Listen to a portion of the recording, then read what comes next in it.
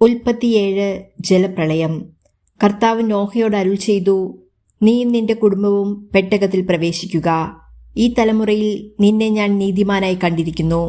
ഭൂമുഖത്ത് അവയുടെ വംശം നിലനിർത്തുവാൻ വേണ്ടി ശുദ്ധിയുള്ള സർവ്വമൃഗങ്ങളിൽ നിന്നും ആണും പെണ്ണുമായി 7 ജോഡിയും, ശുദ്ധിയില്ലാത്ത മൃഗങ്ങളിൽ നിന്ന് ആണും പെണ്ണുമായി 1 ജോഡിയും, ആകാശത്തിലെ പറവകളിൽ നിന്ന് പൂവനും പിടയുമായി 7 ജോഡിയും കൂടെ കൊണ്ടുപോകുക. 7 ദിവസം കൂടി കഴിഞ്ഞാൽ 40 രാവും 40 പകലും ഭൂമുഖത്തെല്ലാം ഞാൻ മഴ പെയ്യിക്കും.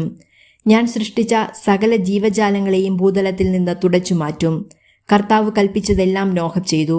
നോഹയ്ക്ക് 600 വയസ്സുള്ളപ്പോഴാണ് ഭൂമുഖത്ത് വെള്ളപ്പൊക്കമുണ്ടായത്. വെള്ളപ്പൊക്കത്തിൽ നിന്ന് രക്ഷപ്പെടുവാൻ നോഹയും ഭാര്യയും പുത്രന്മാരും അവരുടെ ഭാര്യമാരും പെട്ടകത്തിൽ കയറി. ദൈവം കൽപ്പിച്ചതുപോലെ ശുദ്ധിയുള്ളവയും അല്ലാത്തവയുമായി മൃഗങ്ങളും പക്ഷികളും ഇഴജന്തുക്കളും ആണും പെണ്ണുമായി ഈ 2 വീതം നോഹയോടുകൂടെ പെട്ടകത്തിൽ കയറി. 7 ദിവസം കഴിഞ്ഞപ്പോൾ ഭൂമിയിൽ വെള്ളം പൊങ്ങിത്തുടങ്ങി.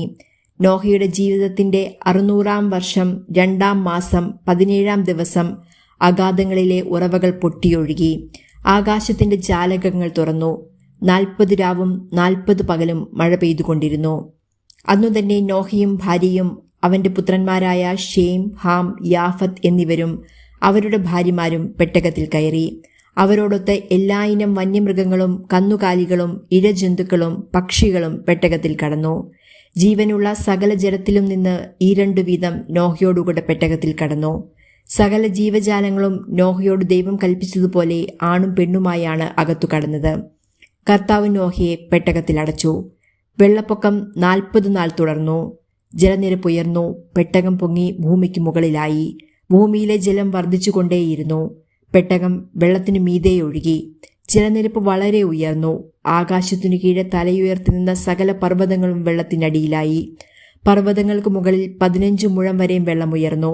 ഭൂമുഖത്ത് ചരിക്കുന്ന എല്ലാ ജീവജാലങ്ങളും പക്ഷികളും കന്നുകാലികളും കാട്ടുമൃഗങ്ങളും ഇഴജന്തുക്കളും മനുഷ്യരും ചത്തൊടുങ്ങി. കരയിൽ വസിച്ചിരുന്ന പ്രാണനുള്ളവയെല്ലാം ചത്തു. ഭൂമുഖത്തു നിന്ന് ജീവനുള്ളവയെല്ലാം മനുഷ്യനെയും മൃഗങ്ങളെയും ഇഴജന്തുക്കളെയും ആകാശത്തിലെ പക്ഷികളെയും അവിടെ നിന്ന് തുടച്ചുമാറ്റി. നോഹയും അവനോടൊപ്പം പെട്ടകത്തിലുണ്ടായിരുന്നവരും മാത്രം അവശേഷിച്ചു. വെള്ളപ്പൊക്കം 150 ദിവസം നീണ്ടുനിന്നു.